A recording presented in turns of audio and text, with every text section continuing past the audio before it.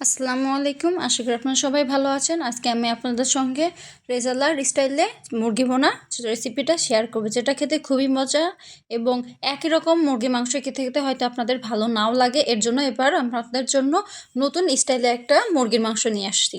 চলেন দেরি না করে আমরা ভিডিওটা শুরু করি। আর আপনারা অবশ্যই এটা একবার হলেও বাসায় ট্রাই করবেন। এটা খেতে কী যে মজা, এবং অল্প কিছু পরিমাণে এটা খুবই সহজে আপনারা বানিয়ে নিতে পারবেন।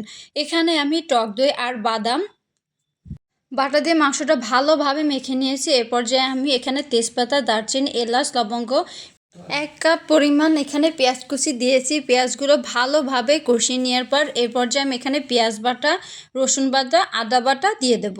এগুলো দিয়ে এটা ভালোভাবে কষিয়ে নিতে হবে।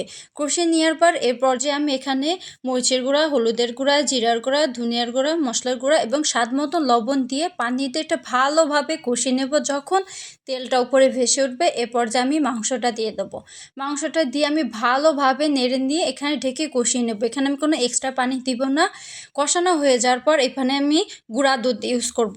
আপনারা চাইলে এখানে লিকুইড দুধও দিতে পারেন। আমি গুঁড়া দুধটা পানি দিয়ে ভালোভাবে গলিয়ে নিয়েছি। এরপর যে ভালোভাবে কষিয়ে নিয়ে আমি এখানে আলু বোখারা, কাঁচামরিচ এবং ঘি দিয়ে এখানে 3-4 মিনিট নেড়ে নিতে হবে। এখানে এই গুঁড়া দুধটাই মেন, এটা অবশ্যই দিতে হবে।